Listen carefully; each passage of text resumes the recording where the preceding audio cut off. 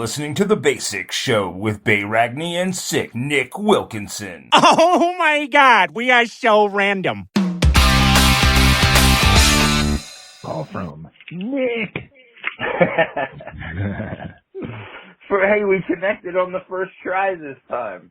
You know what? It was weird. Like the other day when I did that interview with Norman Matthew, I answered the call, but then it kept ringing and ringing. It wouldn't stop ringing.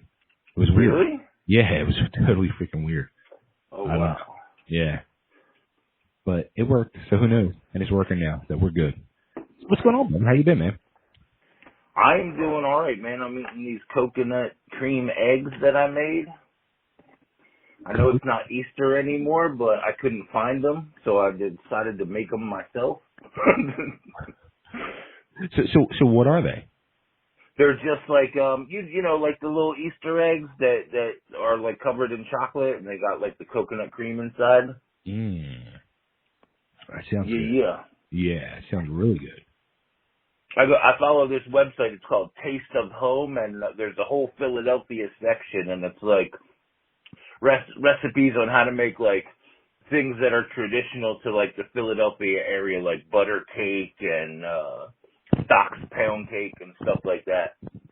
It's weird. Like it's funny you bring that up. Like it's weird how you know, things from Philly are naturally popular all around the country, food wise, but you know, and we can go into this. I don't want to go crazy on it, but we can touch on this. We do a whole episode. We totally could. So I also now run here. I've started here the Nashville Restaurant Review, and me and Coco are putting this together, and we're going to start doing a podcast now as well. And so the other night, one of the places that we order from is this Angelo's Picnic Pizza, which has amazing pizza, amazing garlic knots and mozzarella sticks. They make homemade mozzarella sticks. So they have on their menu a Philly cheesesteak, which naturally it's funny. Whenever you see a place that's outside of the Philadelphia area put down it's a cheesesteak, they always have to put it's a Philly cheesesteak in front of it. Right. But it always includes green peppers, which I understand where that comes from. No, they're the devil. And don't get me wrong, I love green peppers, but not on a cheesesteak. No, and especially not on a Philly. Like, there's some places in Philly, like, they're not, you can't even get green peppers on the menu. Like, you're right. I don't know where it comes from. It's just completely random. Like, I blame Jersey. Yeah, I blame Jersey. It's weird. I don't know where it comes from either. But, yeah, so green peppers for people listening outside the Philadelphia area do not belong on a Philly cheesesteak. And sadly, like, so this steak I got, but I said this in the National Restaurant Review group that we have, Facebook group. My goal is to find a place here in Nashville that has a quote unquote Philly cheesesteak and let me behind the grill and to cook for these people, because the way it was made the other night, it was, and I think I realized this when I was picking it up. Like, first off, I didn't even see a grill, and it was making me think as I was waiting for it. I'm like, wait a minute, where's the grill? And when we got it and opened it up, I opened it up and I was like, okay, and it was cut in half and I split it open and I was like, oh. And it looked like sliced roast beef lunch meat kind of. And I think what they just did was just put it on the roll and put actually had onions on there, so it weren't even like fried onions. And and they were really long too. Like, were they too lazy to chop up the onions? You know what I mean? Yes, like, they don't know. They don't know because they didn't have the grill to dice them up with the meat. Right. Yeah, and that's all part of it. You get the fried onions on there, and you dice it up with the meat, and the juices out of the onions cook them into the meat. The whole process. Now, a really good place will put the onions down, like a thin layer of onions, and as they're grilling, they'll put the meat on top of the onion. Yeah, exactly. Right. So that like flavor melts into it. You know what I mean? I know. Yeah. So, they don't know though, Jay. So all these people in Nashville, I'm telling you, I will be behind a grill somewhere, mark my words, making a Philly cheesesteak for these people the way it should be done. That's what it should be. There should be an episode where you just make like 5, 6 Philly cheesesteaks and deliver them to places that say Right? they make Philly. Right. And then I want them to rename it to Bay's cheesesteak. Right. Now, I will tell you this. I get excited anytime I go into a place and they just call it a steak and cheese. Because at least then I know what I'm getting. You know, Right. you know what I mean? It's just steak and cheese. The only thing that mixes me up a little bit is like, what kind of cheese did it have on it? Yeah. You know what I mean? Like, American or Whiz? now see, occasionally, not all the time, but occasionally, I'll even go with like a provolone. I'll do provolone over Swiss. Yes, I know how you feel about sweaty Swiss. Yeah. That's funny. That's funny, man. So as we have the time today, and I figured I'd throw this out there because it was actually a topic I wanted to throw out there, and I figured you get a kick out of it, and it probably infuriates you at the same time. So the reason I was a few minutes late is we were finishing up watching another episode of Sex and the City, which we've been binge watching, and we're almost done the whole series. We have two or three more episodes to go. So yeah. And I know I've not seen Endgame yet. I swear to God. By now, all of it has had to have been spoiled for you, too. Like, that's the thing that hurts me the most. Is, like, there's a couple key moments that I was like, I can't wait to talk to Bay about when he sees it. And, like, by now, you had to have seen, like, random videos or clips or heard people talking about it. You know what I mean? Like, the funny part is I truly haven't. Really? Yeah. Oh, wow. Okay, so that gives me a little bit of excitement. Like, I don't get it, though. Like, you're talking about the culmination of, like, 10 years of watching these movies. And, like, you've just put it off for, like, 2 years now. Like, you know what? And the thing really, truly is, like, I am a Marvel fan, but I'm not, like, an over-the-top Marvel fan. Right. But after Infinity War, especially the way it ended, like, you think you'd be like, damn, I need to find out how it ends. I just know it's going to be an emotional roller coaster that maybe I don't need it this time. Still. Hey, I can respect that, because it is. Like, there were at least 3 key moments where I was openly weeping in the theater, and only one of them was tears of joy, so I get it. Like, it's just that one moment, that one singular moment where I was weeping and it was tears of joy and I had this big ass smile on my face. Like, I imagine that, like, you're going to feel a similar way. You know what I mean? And I want you to experience that. Like, yeah, I mean, it's really I guess a safer thing for me to watch Sex and the City. Right. Now, I've never seen an episode of it, so I don't know. You know what? I really enjoy it. I guess it's maybe because of my love of like soap operas and stuff like that, or maybe it's just my love of love and sex. I don't know. I mean, it's basically about 4 female best friends. You know, you're going through their lives of love and sex. So and it's it's got some fun. It's got some tearful moments. It's kind of like a unadulterated General Hospital minus the hospital. Minus the hospital. Right. Yeah, you know what I mean? Like there's no boundaries. There's no censorship. Or it's not a network TV show. So I mean, they let it all fly. So it's cool. It's a fun show. That's cool though, man. And it's crazy, like, you discovered it now after the fact, you know what I mean?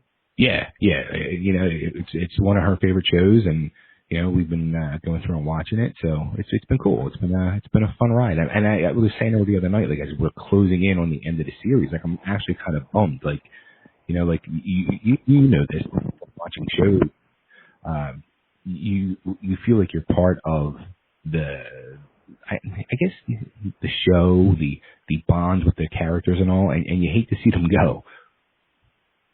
Absolutely. I think one of the earliest memories I have from like Totally Driven Radio and us talking about TV and stuff was when I said something about it feels like you're losing a friend, like a Yeah. friend's moving away. And you were like, "Oh wow, I never thought of it that way," but it's true. Like you feel like somebody that you have this deep connection with, somebody that you visited every single week, you know what I mean? Like all of a sudden they're just not there anymore. And that, like you said earlier, that can be an emotional roller coaster, you know what I mean?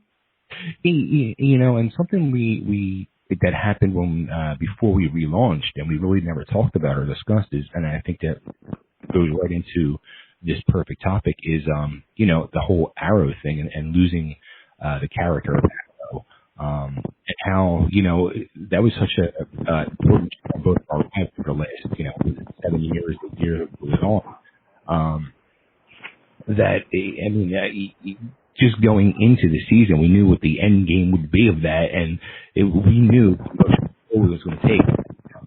There was many tears shed at the end of that series. The truth is, like, straight up, I haven't recovered from it. I was just talking to our buddy Moondog the other day about this, how, like, both of us are kind of a couple episodes behind on The Flash, a couple episodes behind on Batwoman. We're both current on Supergirl because we love that show, but I think a big part of it is Crisis on Infinite Earths. It was so impactful, and it led into the end of Arrow that, like, it took an emotional toll, the deaths and everything that came out of it. Like, I'm not emotionally equipped to jump back into these shows yet. Like, they've moved on to the new storylines, but I haven't yet. Yeah. You know what I mean? Like, I haven't watched Flash since. Like, I just feel like, you know, part of it's gone. Yeah, I just don't know. I'm almost like scared to watch anymore because I'm thinking to myself, when's the end of Barry coming next? right. Absolutely. And I can't handle too much with that. I think next year or the year after, you know, based on the whole Rona thing, but like when the new Green Arrow series starts, I maybe that will be enough closure and a new beginning to sort of like revisit, but like I'm just not, I don't know, I'm not ready. Like it really took an emotional toll on me. Like I wasn't expecting Arrow to be as good as it was. I wasn't expecting to get as emotionally involved. I definitely wasn't expecting it to launch an entire universe of TV shows. You know what I mean? And then to end like it did too with such an emotional punch. It's tough. It really is. Yeah, you know, and you know, we've talked about Arrow so much over the years, and I don't think Stephen and Mel has gotten, still to this day, probably enough credit for bringing a character that was such a secondary, maybe even like, I don't, you know, third or fourth rate DC character to the forefront to where, you know, I put him on the level of Batman now in my eyes, you know, and his portrayal of that character just brought so much, you know, you watched, you know, you grew up with Stephen Amell over the years in this role as Oliver Queen, and the good side, and you know, it was such an inspirational character, and I don't think it could have nowhere been done without, you know, if you put anybody else in that role. I mean, Stephen Amell made that role in that show what that was. Absolutely, and you saw him grow as an actor as well. Yeah. You know what I mean?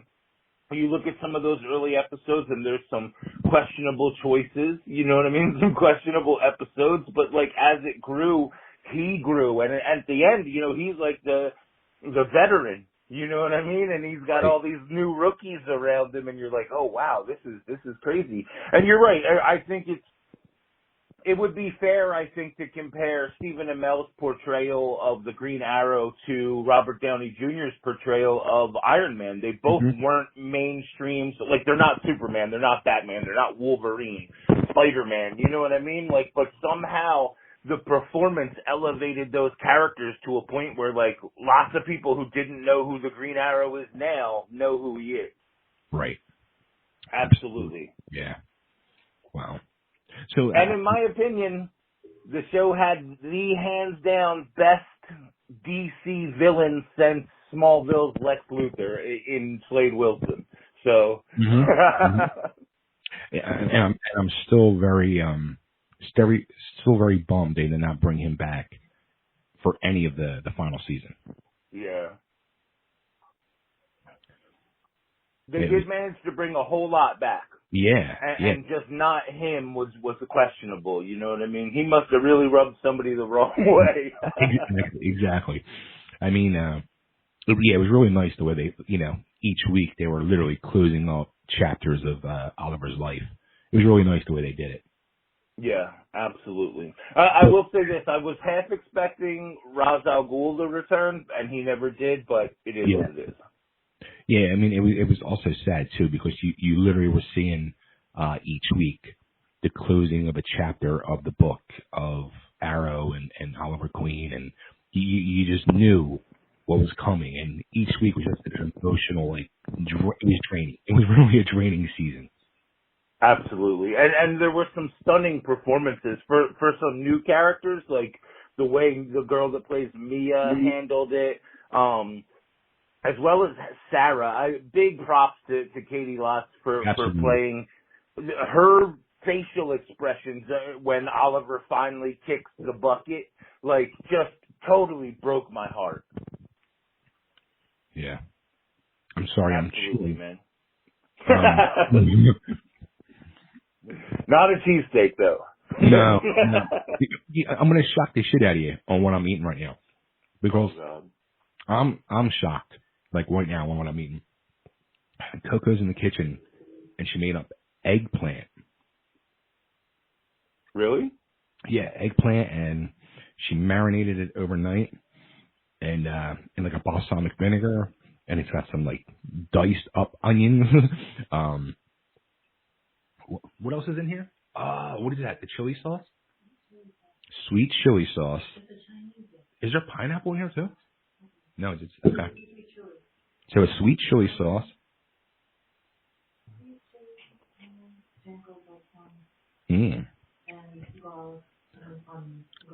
Garlic, panko breadcrumbs, and what's the seeds? Oh, the seeds is from the chili sauce. Okay. Oh, okay. That doesn't sound bad. I like eggplant though. It's pretty good. Delicious. It's really, really good. Yeah. Yeah. So spicy? No, it's not spicy. It's not spicy. But yeah, so I'm eating eggplant, which is a rarity. And I did never liked eggplant until and white rice. I've never liked eggplant until I came to Nashville. Oh wow! So not even eggplant parm. No. Oh wow! And it's crazy too because when I was a kid, my grandmother used to make it a lot, eggplant parmesan. Yeah. It used to smell amazing, and I used to oh my god, I wanted it so bad. And I remember, and I was like, no. I come here, and I don't know, Coco's twist on it is just a lot better than my grandmother's. So, wow, man. Yeah, it's a beautiful thing. So. Now, Becca, my daughter Becca makes a really nice eggplant parm, and another one we really like is baba ganoush. I don't know if you've ever had that. That's like a mashed eggplant. Yeah, and it's got tahini, which is this sesame oil and lemon, and she puts pomegranate seeds in it, and all kinds of stuff. Yeah, and you kind of it's almost like the Lebanese or Palestinian Egypt area version of guacamole. You just make it with eggplant instead. Yeah, really good. And if you use a nice good olive oil, yeah. And what do you put it on, or do you just eat it like that? You get, usually, in that area of the world, they use pita bread or chips or something like that. I use tortilla chips because we're in Arizona. Nice. You know what I mean? Or if I'm trying to go low carb, I'll just use celery. Ooh, okay. Interesting. Yeah. So I'm going over a list of topics I had, and I want to. I'm sure you said you're really curious about this one. A mattress, removal of a mattress. So when we moved into the new spot, we had at the old spot we had just the one bed, and when we came here we got new beds for everybody, but Right. they weren't going to be delivered for a few days, and we didn't have nowhere for me and Coco to sleep on, so we brought just the mattress from the old bed at the old place, and after the new ones came, I was like, all right, well, usually there's like a bulk trash pickup or something like that. Right. And where we live in our complex, you like the trash men don't come around. You literally got to walk. It's like a block away to the community trash compactor and put the stuff in there. Well, you can't put a mattress there. So, and we couldn't find out who to call, and then one of our neighbors is actually on the board here, is actually, I think, the board president, and she's like, oh, you have to call, and it's going to probably be anywhere from like $100 to get it removed and all. I'm like, what the hell? And then Shit. Yeah. And then Really? one of our other neighbors was, he was getting work done on his house, and he's like, I have this trash removal service coming. He goes, you'd be more than welcome to bring it over when they come and dump it in their thing. He's like, don't worry about it. I'm like, oh, dude, that would be awesome. So like 2 weeks ago, he told me, he's like, they're coming on this day. He's like, they'll be here at 10 a.m. or 11 a.m. I'm like, all right, cool. And I thought they were just coming and going to dump a dumpster for the day, and he was going to load it up and they'd pick it up the next day. So at like 10:30, I went out there and they were already gone. I'm like, oh. He's like, yeah. He goes, I thought I told you, like they were just picking up and rolling. I was like, no, I'm sorry, whatever. But wasn't clear. No big deal. Like, I'll take care of it. And I kept saying to Coco, like, I'm just going to cut this fucking thing up. I'm just going to cut it the fuck up. And she was like, you can't cut it up. It's impossible. You can't cut a mattress. I'm like, I'm going to cut this mattress up. You watch. So I Googled how to cut up a mattress. And lo and behold, you can cut up a mattress.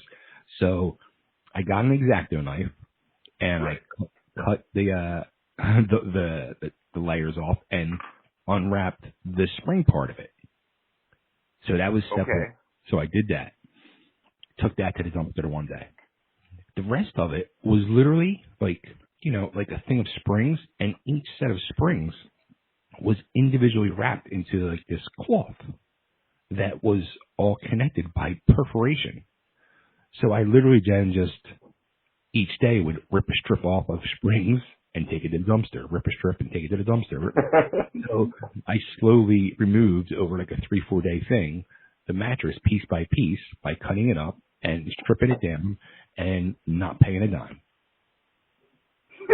Now, the downside to this is, like, at some point you must have had a half cut up mattress in your house. I did for a few days, but it was better than having the full mattress in my house stole. So it's all gone, disposed of, and taken care of. Oh, wow. That's crazy, though. That much money to dispose of a mattress. Yeah, dude, because they have to come out special. Like, it's just weird. And they don't have, like, picks up your trash door to door. It's just like community for the whole complex. Now, I got to be honest, though, like, you're a better man than I am, because, like, what would have happened with Nick Wilkinson is he would have loaded the mattress up into the van, went to the Home Depot, and dumped it in the dumpster. You know what I mean? Like, there would have been no, like, cutting it up. There would have been no talking to people about using their, I just... Well, the first problem with that, for me, was I couldn't fit it in my car. Second part was it's not even actually a dumpster. It's literally a trash compactor. Like it's a giant. It's almost like a 2-story thing. Like you got to dump your trash into one section and it drops down into the compactor and then it gets compacted. So I had to make the things enough to get into the compactor door. Yeah. Okay. Right.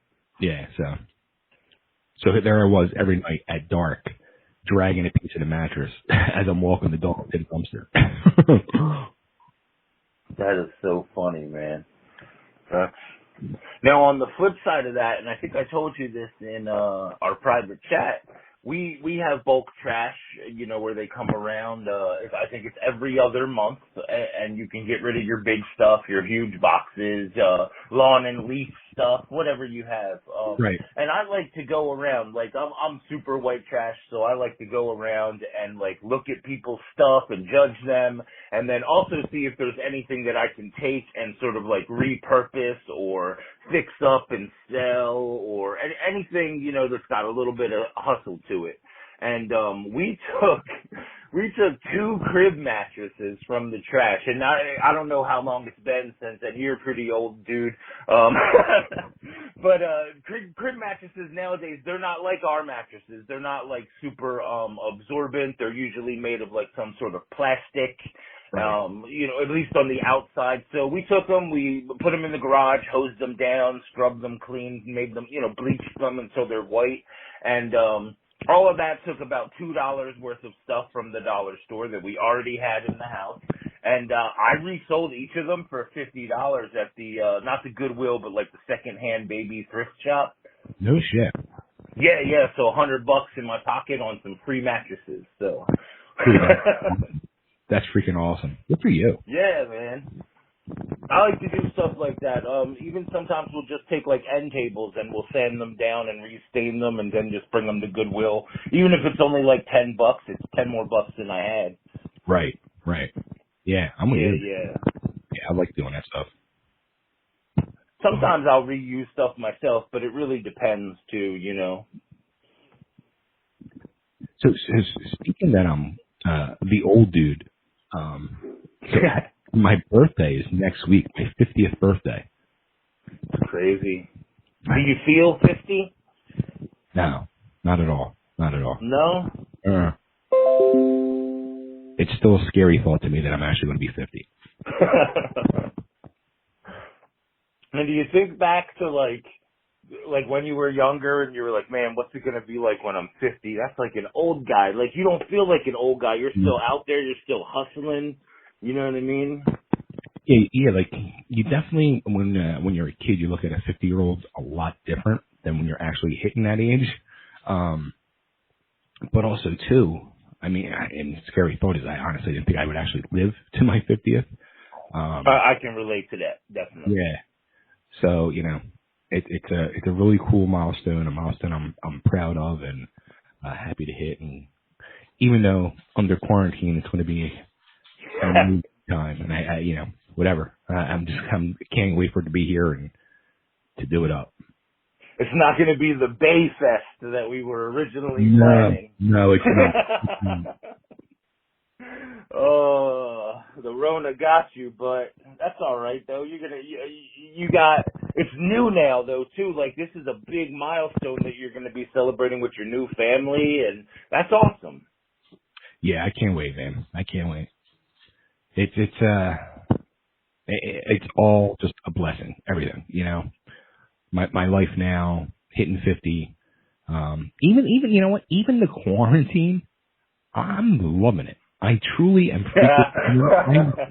I can't ask for a better person to spend quarantine with and a better family to spend it with. I'm truly having the time of my life and very happy to be quarantined.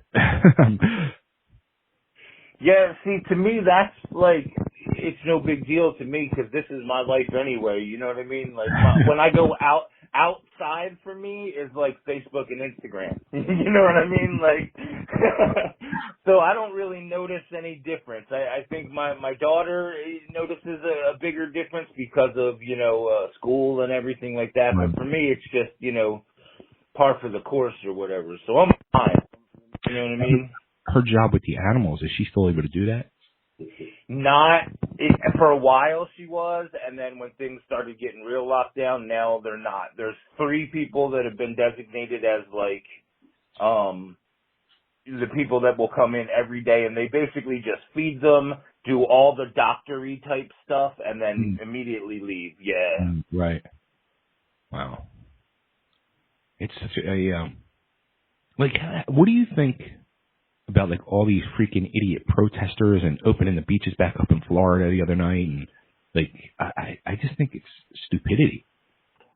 I I think it's stupidity. Like, I'm not saying that I don't relate to their struggle. You know what I mean? Like, anybody that's out there and is like, damn, unemployment doesn't pay the bills, or I couldn't get unemployment, and they're sitting at home and they're wondering how they're going to feed their family in a month when they run out of money and stuff. Like, I get that. You know what I mean? Like, Right. I do. I feel that struggle. Like, from somebody that grew up really poor and without a lot of the time, I'm totally on board with that. But like, to me, it's so selfish. Like, I'm not even talking about them killing themselves or them getting infected. I'm talking about all the people that they're then potentially going to infect. You know, just going to the beach, it seems like on the outside you would be like, okay, well, they're not really bothering anybody. They're just going to the beach. Let them worry about them. But like, then they're going to go to 7-Eleven and they're going to touch 10 things. And then they're going to go eat gas and they're going to touch the pump, and they're going to go to the library and touch the door.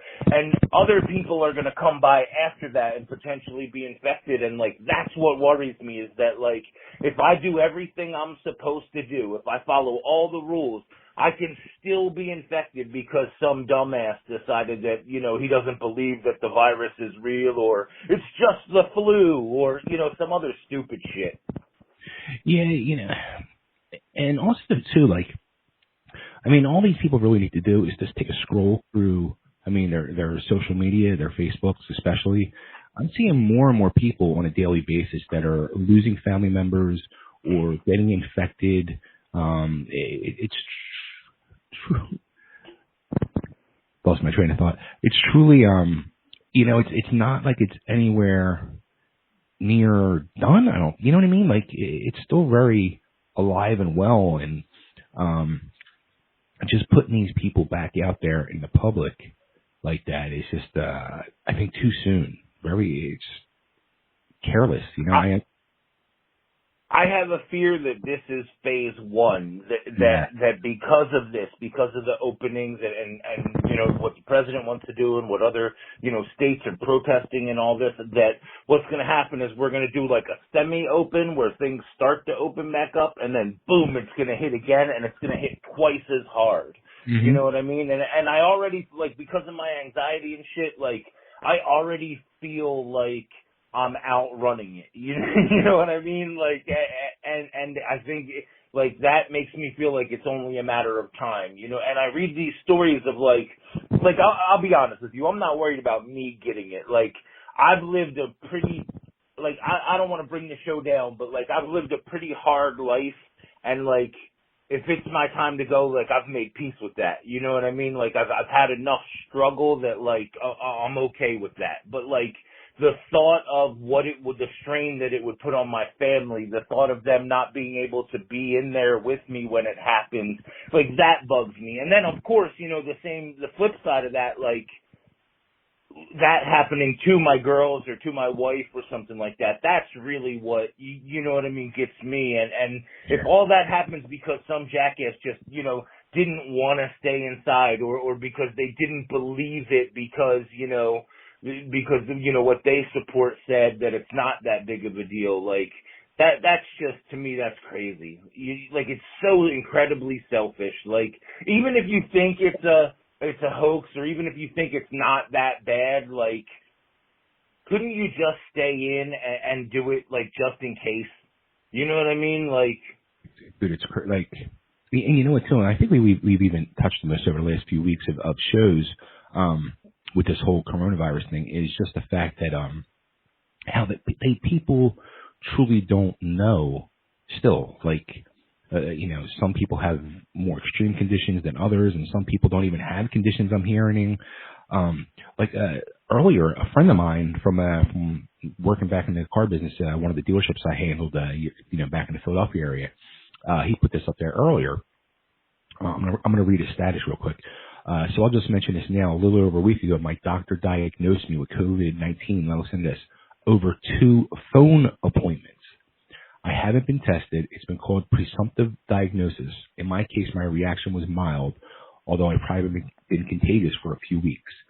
Never had a fever, just tightness in my lungs, a dry sore throat, a dull headache, hot eyes, and occasional chills and queasy stomach. I've properly avoided contact with others. This morning I found I was completely recovered, and I'm starting my 72-hour countdown. I mention it for a couple of reasons. Don't believe anything you hear in the media about testing widely available, because it's not. My doctor would have liked me to be tested, but I didn't meet the screening criteria.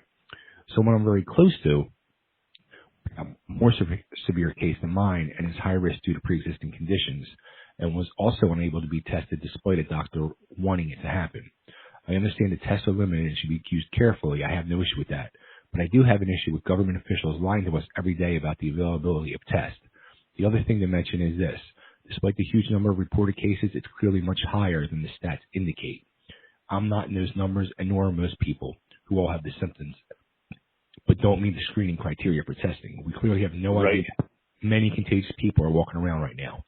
And anyway, I'm fine and almost out of quarantine, and maybe even I have those superhero antibodies. Maybe it has superhero antibodies now. No, and that's what's scary to me. Like, there's a couple things in that really throw up some red flags. Like, the first one is that presumptive positive. Like, yeah, what is that? That's just like, well, maybe you had it, but probably. Like, that's basically what they're saying. Like, based on your symptoms, you probably had it. We can't test you because there isn't enough tests, but, like, you should probably just stay inside and stay away from people. But, like, he's right. Like, how many people then did he come into contact with before the presumptive positive, before he knew to stay in quarantine? And just because it wasn't severe for him doesn't mean that it's not going to be severe for the next person or the next person. And you know, say he shook a guy's hand and that guy might be fine. Not even, you know what I mean? But that doesn't mean that he doesn't carry it home to his 71-year-old grandmother who then dies from it.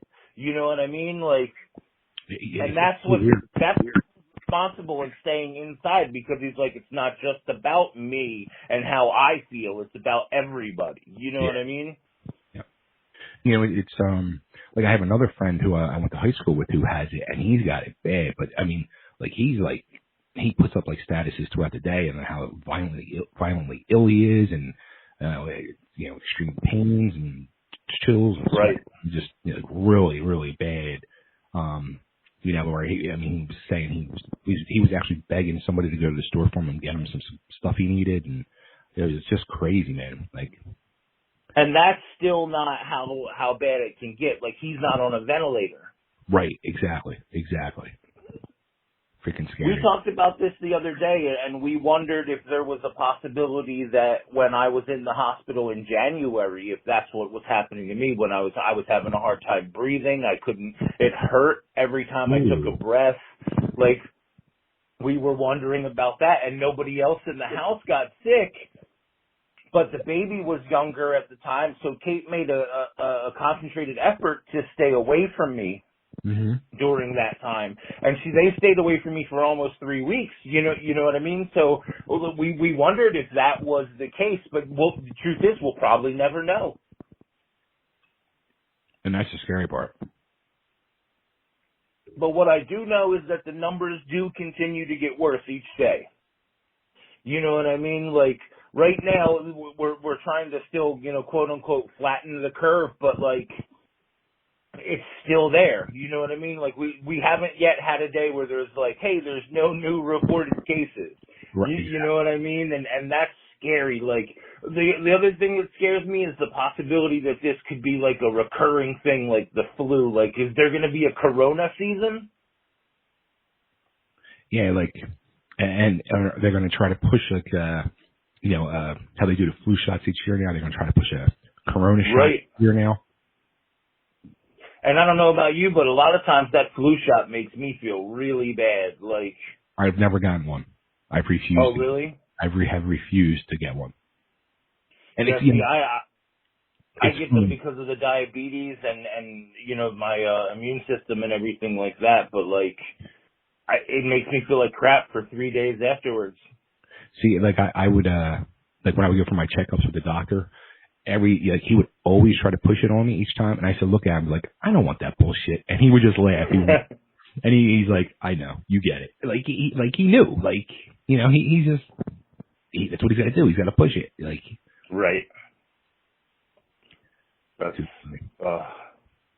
and yeah, like that. A lot of people don't even know either that like the flu shot, like it only protects against certain strains, and there's tons of strains.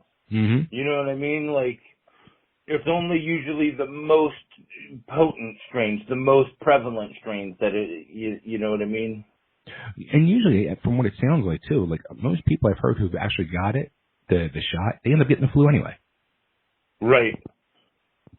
Or what they call quote unquote flu-like symptoms, which is just the flu. Right. Meanwhile, I knock on wood, I never got a flu shot, and I don't think I've had the flu probably since I was a kid. Oh wow.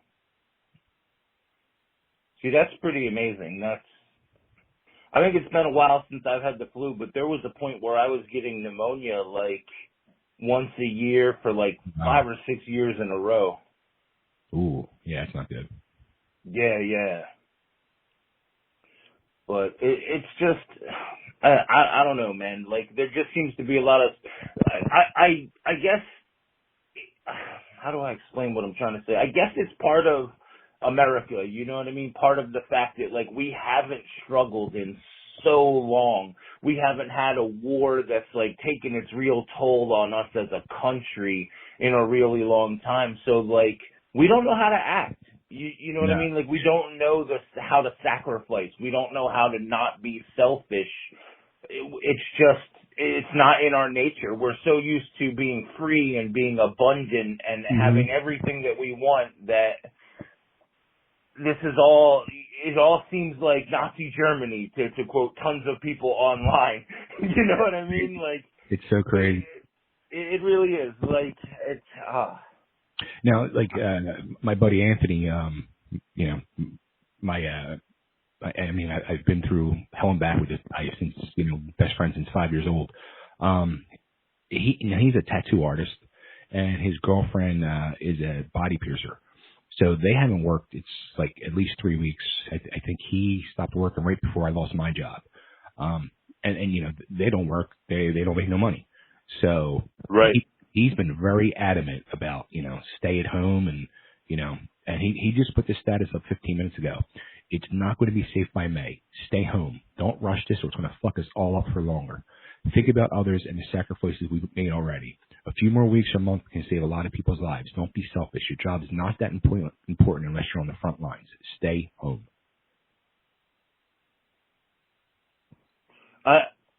I gotta agree with him, and I know it's tough. You know what I mean? Like I said, I know when you're struggling to provide for your family, when you're struggling to get food, like, and it seems like it would be so easy to just go back to work, but like, I think that's where we need to start learning to come back together as a community. You know what I mean? Like, with everything that's going on, with people getting sick, like, there's no reason that there should be somebody in our neighborhoods that goes hungry. Like, I have food and you don't have food, then we both have food. You know what I mean? Like, it should just be that simple. Mm-hmm. You know what I mean? Which we had a neighbor a few weeks ago that we had just met, which I don't know if I told the story on the air or not. I did a Facebook Live about it because I was so blown away. We were just so moved. We were like shocked and stunned. You don't hear of this, especially if just meeting a new person. So we met this neighbor of ours for the first time, and he was asking us how we're making out with the quarantine and all that, and I was saying how I lost my job and Maria's hours had been cut at that point, and so we talked for like 15, 20 minutes and left, and like 10 minutes later, Maria's daughter comes running in with $40 that the guy came back and gave us $40 to buy his dinner, so we had food for tonight or whatever to put it towards. Like, who does that? Right. It was mind blowing. Like, and then we were like trying to find him, and we couldn't find him. And then finally, like, a few days later, I saw him and just couldn't stop thanking him. Like, such a nice freaking dude. And I'll never forget that, man. But see, I feel like it used to be like that. Like, I remember, okay, so like a little bit about Nick here. We grew up at least partially in the PJs. You know what I mean? Like the Lidenfield projects, the Bristol Terrace projects in Bucks County, like the legitimate projects. You know what I mean? And I remember I must have been like 8, 9. My brother's a year younger than me. And I remember there was a neighbor, I want to say her name was Miss Fish, and she had 2 sons, Boo and Lil Man. right? And and I remember that we used to go to church. We used to go to like Awana's, and we used to go to like the Sunday service. And it was Easter Sunday, and my little brother went with the older brother that week. And then they had 2 services per day. So the bus would come around, and they picked up my little brother, and they picked up the older brother, Boo, from next door. And then they came home, and they quickly undressed. And then I wore the older brother's clothes, and the little brother wore my little brother's clothes, because they were like nice, Easter Sunday, dress clothes or whatever. And then we went to the second service together, and then we came back, and then like the whole families had dinner together because it was Easter and stuff. And I'm thinking, like, people don't do that anymore. You know what I mean? Like, people would get their kids taken away for doing shit like that now. You know what I mean? Like, yeah, you're right. Like, it's definitely seemed, growing up in, for me the 70s and for you the 80s, and for you the 80s and 90s, neighborhoods were that they were neighborhoods and communities, and I can honestly say, like, this new development we've moved into is truly like that. The people, like, we'll be sitting out front and just hanging out front, and neighbors walk by and they stop up and they come up and talk to you, and when they walk away, like, me and Marie kind of just look at each other and we're like, I can't believe how nice the people are here. It's just amazing. It's just rare. Like, it hasn't been like that in so long. But right. In some places, you just got to find that right spot. It's just, to me, it's a shame, because we all have resources. We all have things that we're good or bad at, or things that we, can help out in different ways. Like, and people, they don't even, like, it's so rare, in fact, that when you do something nice for people, they're suspicious about it. Oh, yeah. You know what I mean? Like, we traded some eggs for a bunch of fruit. We got, like oranges and grapefruit and stuff, and we had an abundance of it, like boxes we showed up at the guy's house, and he's like, I have like 8 trees, and they're falling on the ground, and when they hit the ground, they start to go bad, so take as much as you want. And he literally put like 5 boxes of fruit in the car, and like, so I was like, hey, maybe we should, like, the guy on the right, he's got like a security camera that points right at our door, and like, maybe we should, make friends with him. And I know the people to the left, they just had a new baby and stuff, so like vitamin C is probably really important. I was like, why don't we go bring them? You know what I mean? We'll leave it on the porch, and we'll knock and keep our distance or whatever. And both times they were grateful, but at the same time, you could tell they were like, why are these people doing this? You know what I mean? Like, why are they being nice? What do they want? Yeah. And it's just sad. It is sad. It really is. Like, what happened over time to make people suspicious of nice people? Right. Absolutely. I'll tell you, even to the point where, like, we have this place out here, it's called Tuba City, and Tuba City is right on the Navajo reservation, and the Navajo reservation is getting hit hard right now. They're so bad, like, for people that don't know about, like, the Native American reservations and stuff, a lot of them, they don't follow the same rules that the rest of us follow. A lot of them don't have the infrastructure that we have. A lot of them don't even have running water still, and they're getting hit really hard with the corona. And, like, St. Mary's Food Bank was out there the other day, and they fed like 20,000 people with like just cars lined up. You know what I mean? With people trying to get anything. You know what I mean? Just a meal, just some food, some bread. Like, it really didn't matter. And like, I was thinking, we have this stimulus money, and I'm making okay money right now with writing articles and things like that. And like, I was just thinking, like, should we just take $100 or $200 and just randomly find a Tuba City family and just, like, give them $100 worth of food? Like, would that be weird to just drive up and be like, yo, I know you don't know me, but, like, here's some food. You know what I mean? Like, would they even accept it? You know what I mean? Like, or maybe a gift card or something. Right. Like a supermarket or something.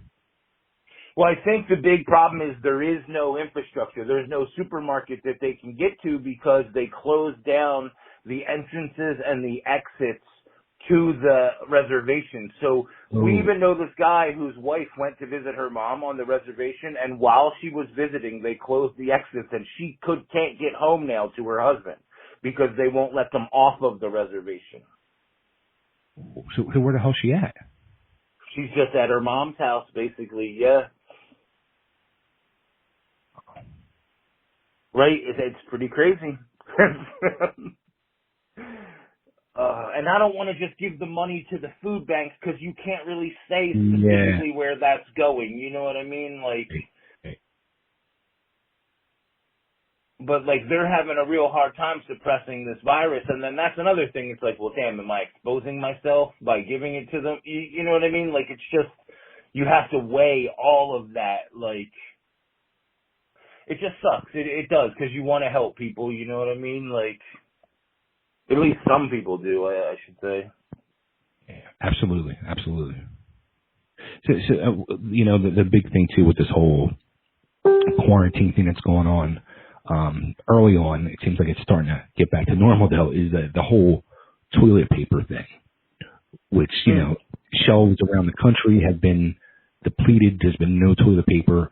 And, so for a couple of weeks, like what I was doing was the only place I can get anything close to toilet paper was going to the dollar store and using, like either Puffs or Scotty's tissues, clean. Right.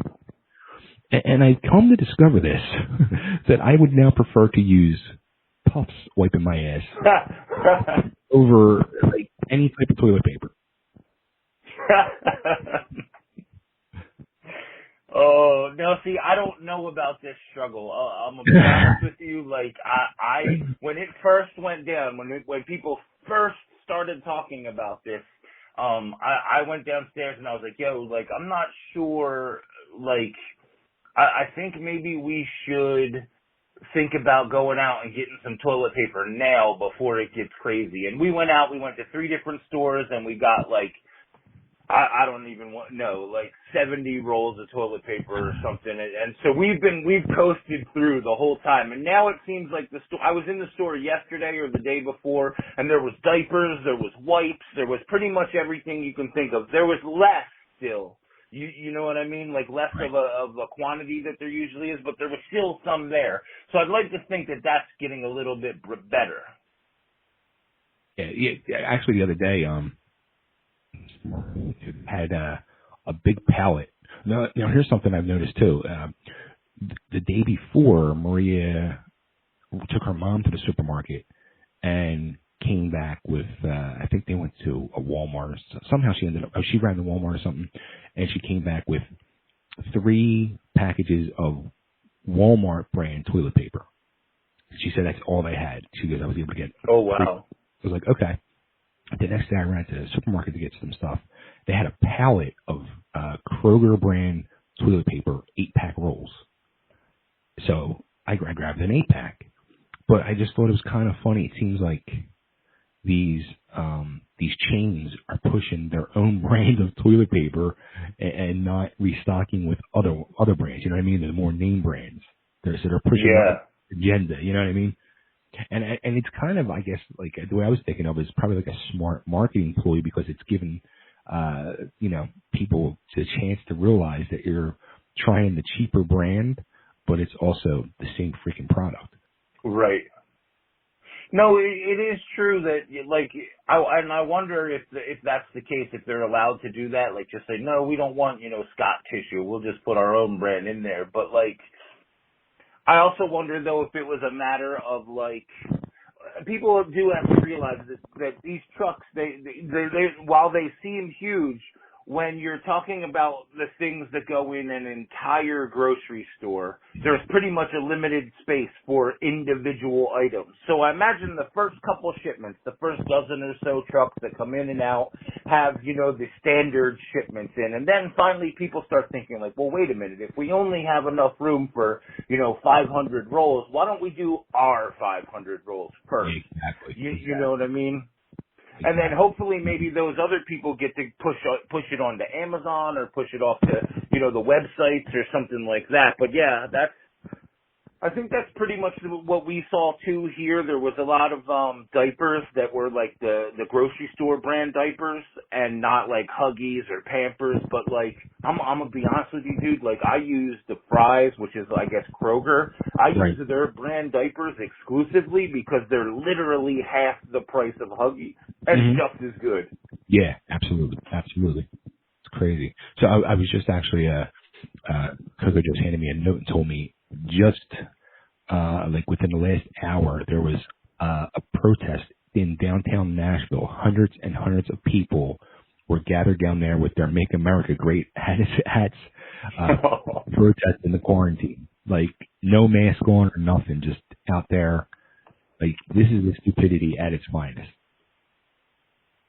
No, see, it wouldn't bother me except I have this theory that like, okay, so what happens if we have enough of these protests and people decide like, all right, fuck it, we're going to send the kids back to school, and then that's a mistake.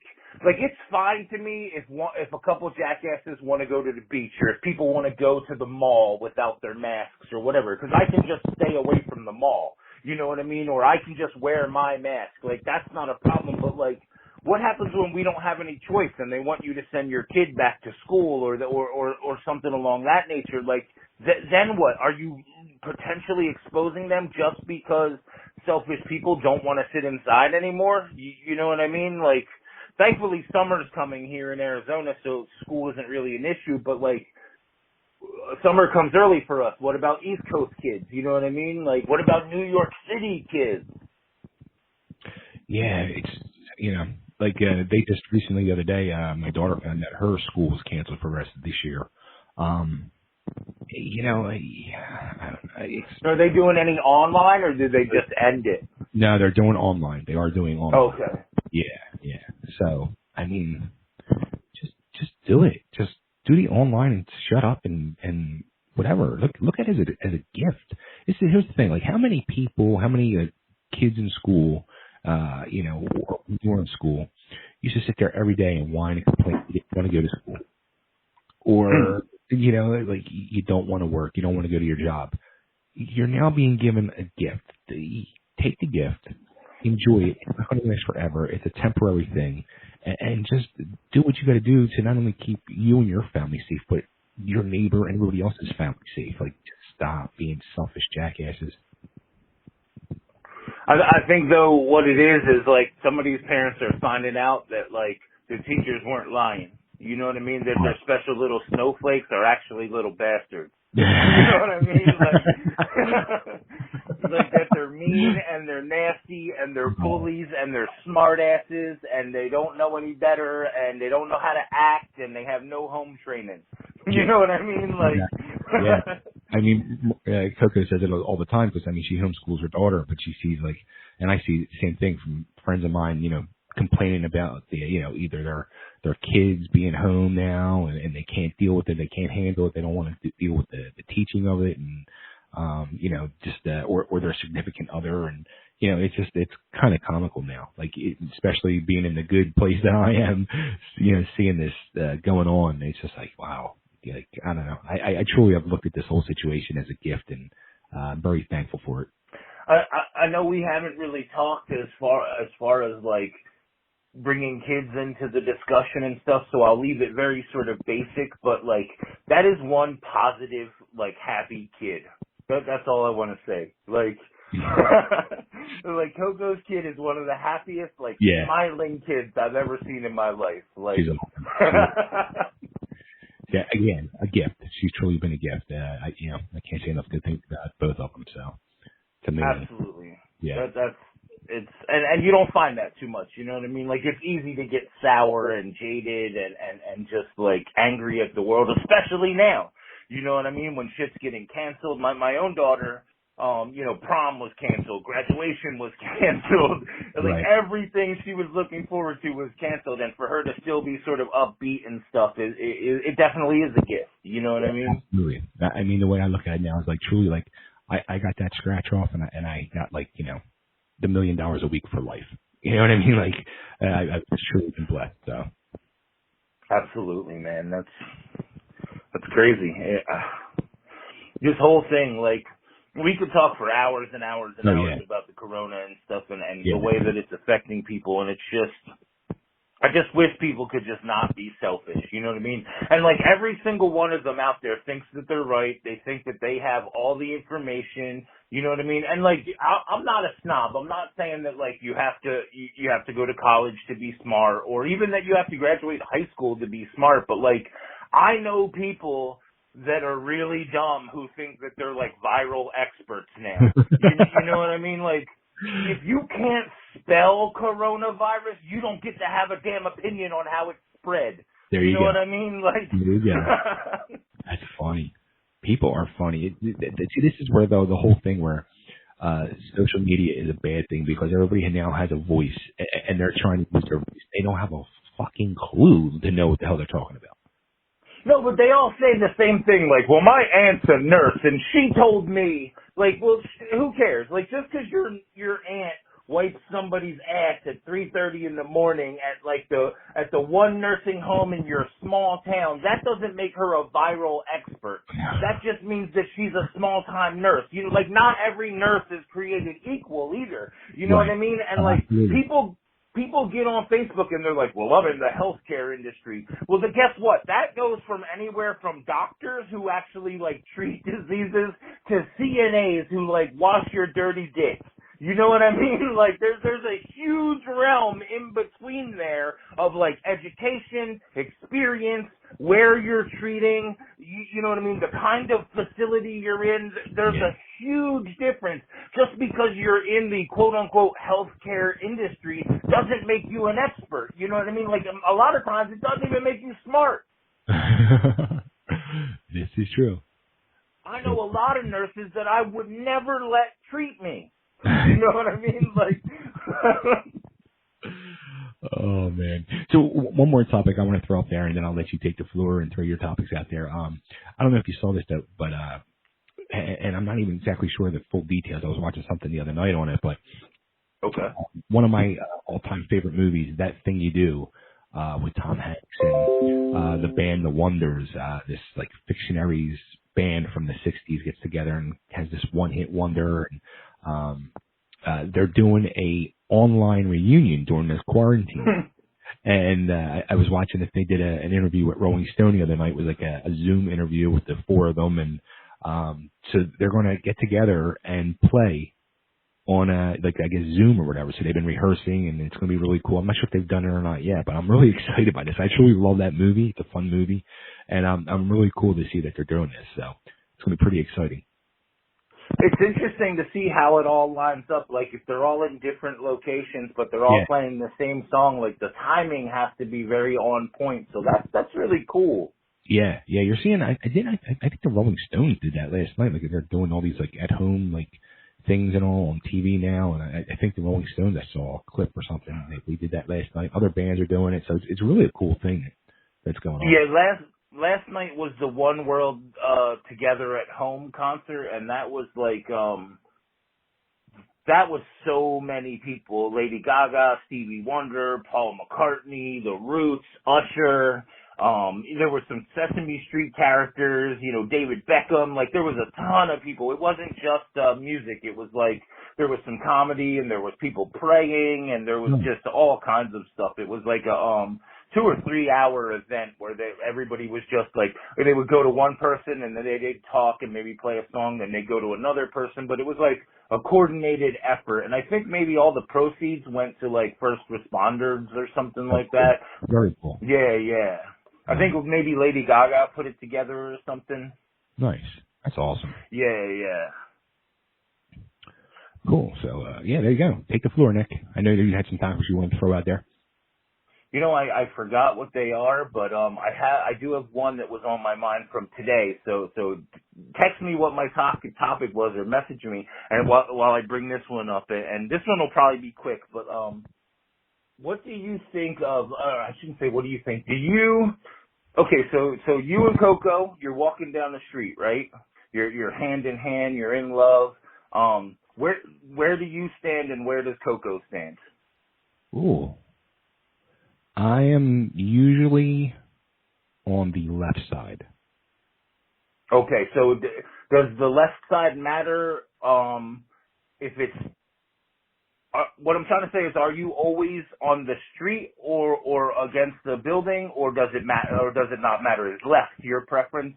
Yes. So it's okay, because this all started this morning when I saw somebody post this picture, and it was like, what's wrong with this picture? And it was like a couple that they were walking down the street together, and the guy was on his phone, and like the girl looked like she was cold, and the guy was warm, and he had a jacket, and people were like, well, one, he didn't give her the jacket, two, he's on his phone and not holding her hand, and three, she's on the outside. And I was like, wow, I haven't thought about that in a really long time, because I don't typically walk down the street too much anymore, but like that did used to be a thing, like where the guy is on the street side, because like I don't really know why, actually. Like maybe because like if something splashed, it would get the guy and not the girl, or is it from abduction, or like, so I was curious. You know, you're a little bit older than me, and you grew up in a time where like manners and chivalry and stuff like that was important, so I was curious to get your take on that. Like, do you abide by those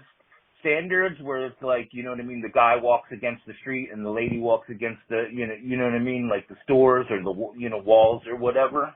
You know what? I never really took note of it, to be honest. Yeah, see, that's weird, right? Like, but a lot of people in the comments were like, yo, this kid's mom never taught him right from wrong.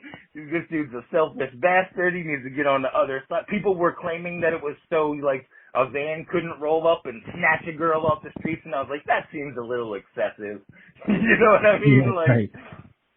That's weird. Like, yeah, but I guess that's like a real thing where people are like, the guy should always be on the outside. And I was like, well, let me ask Faye about that. You know what I mean? Because you're old school. Now that this conversation has been had, I'm gonna have a mental note of this all the time now. Well, I'm hoping that we get some comments, that people tell us, like, what do you guys think? You're listening to the replay. Is that something you do with your ladies? Do you move them to the inside so that you're on the outside? Is that something you were raised with? What do you guys think? So yeah, definitely. We should put a poll up for that. Absolutely. That's interesting. I like it. Now, when I listen back to this with Coco, we'll get her input. Yeah, definitely. It's gonna be all right. Oh man. So the other thing that I wanted to talk about that I brought up to you was my new wheelchair. Like, I'm trying to be grateful. You know what I'm saying? Helen and Kate went out and they got me a new wheelchair because it was going to cost so much money to get a replacement from insurance, and my old one broke. And then we won't get into the fact that Kate broke my wheelchair because I'm still angry over it, but whatever. We'll let it go. But so they got me this really nice wheelchair. It's extra wide. It's like, instead of like your normal 18 inches, it's like 24 inches or something like that. Nice leather seats and all the bells and whistles and stuff. And I've been to 3 places this week where I didn't fit in the doors to the store. Like, the grocery store is fine because it has these big open doors. Anywhere that has like double doors is cool because we could just open the second door. But like, we went to this Italian deli where like the chair wouldn't, like, it was too wide to even fit through like the strip mall door. And like, it's so fucking depressing, like having to sit outside like a street urchin and like look through the windows while everybody else is shopping and talking and having a good time, and I'm just sitting there like, just give me my damn hoagie and come on. You know what I mean? Like, oh, dude. So I thought I definitely had to bring that up. I'm sure we got some listeners that have, gone through similar situations, whether it's with wheelchairs or canes or walkers or whatever. But like 3 times this week it happened, and I was just like, well, one was at a bakery, one was at a deli, and I think the third one was at a deli as well. And I was just like, what the hell? Like, I thought like we came up with a plan where like things had to be handicapped accessible. You know what I mean? Like, damn. Like, there's probably a ramp to get in the spot, but there's not a wide enough spot to get the chair in. Absolutely. You nailed it. Like, there 100% was a ramp to get up, but the chair would not fit in. And I was thinking, like, I could probably stand up and Kate could like fold the chair up and move it in and then unfold it, and then I could take 2 or 3 steps to get back into the chair without being in too much pain, and like that's fine. But what about when I can't? You know what I mean? Like that's not me being able to do it now doesn't mean that I'll be able to do that a year from now. You know what I mean? So like, does that mean that I'm just done shopping in those places? Like, yeah, that sucks. I say this: don't give in and keep up the fight, and just get up and take them few steps and go back in. Absolutely. Don't think about it. You're fine. Take it. I didn't do that. I'm going to be honest with you. I gave up the fight. Like, I was pissed, and I was just like, no, I'll just sit out here looking sorry for myself, and I was mad. See, if you were here, I'd have to smack you upside your head. It's just, like, you have to weigh, like, at least for me, like, I had to weigh sitting outside versus everybody looking at me while she folds up the chair and pushes it in, and while I struggle to take those couple steps and then sit back down, put my feet back up in the, you know what I mean, the footrests and stuff, like, and ultimately I decided, like, I would rather them just look at the poor bastard outside than, like, watch me try to do it. You know what I mean? Like, cause nobody's trying to help either. You know what I mean? Like, Right. They're just kind of, like, watching, trying not to make eye contact. You know what I mean? Like, damn. But I'm gonna like applaud you and give you some credit. When you put the video up about that the other day, you said you've been really trying to be grateful and count your blessings, and you're saying a lot of good things have happened this week, and I'm really glad to see that you have you've acknowledged it and you've realized and witnessed and have been grateful for the good things that have been happening. I'm trying, you know what I mean? Like, a lot of times I'll make fun of people that and I'm not pointing at wee specifically. I'm just saying sometimes I make fun of people in my head about being positive, but I do internalize it. You know what I mean? Like, I do think, like, damn, maybe, like, this person's always smiling. Maybe if I was more positive, I'd be smiling more. So I have been trying to, like, find the good in situations and find the positive in situations. And Coco and Wee Wee are a big part of that because they are very positive people. You know what I mean? Right. Like, and so yeah, man, I'm trying anyway to at least be a little more positive. Well, keep going with it, please. I'm begging you. Yeah, man. Because it would just be so easy to not be, like, and to let myself fall into this, like, you know what I mean? I hate myself. I hate my situation. I hate everything. And like, I have a lot of good going on right now, too. Yeah, and you want to know, like, the big thing that I really noticed out of those videos you put up the other day, and What's up? why I say that is because you were smiling. You had a smile. Absolutely. Even when I'm pissed off, there's a little bit of a smile. Right. So there you go. Now, if I could just get my hands on some weed. So on that note, let's wrap it up. We just hit a 73-minute mark. That's usually around our whistle. So I want to thank everybody for tuning in the last couple of weeks. We've had a lot of fun, and thanks to Nick as always for everything you do and the conversations we have and the fun we have. And there you go. Make sure everybody goes to all of our outlets. You can hear this on Spreaker, which you're probably doing, or YouTube. It's also on Google Podcasts, Spotify, Deezer, Podchaser, and some others I've probably missed. But make sure you check us out, tune in, and make sure you like and follow us all over social media. And Nick, do your professional close. All right, guys. Well, that's going to wrap up this week's episode. Don't forget that you can find us on Facebook, Instagram, Snapchat, Twitter, stuff like that. We are going to have a poll up later on where we talk about the inside versus the outside, where you stand when you're walking down the street with your ladies. So definitely chime in there. Feel free to leave comments when you see us posting the link for this episode, because we want to know how you guys think. We want to know what you guys think. Were you raised properly? Are we savages? You know what I mean? All that stuff. But guys, until next time, don't forget there's always 2 things: you want to keep on winning and you want to make shit happen.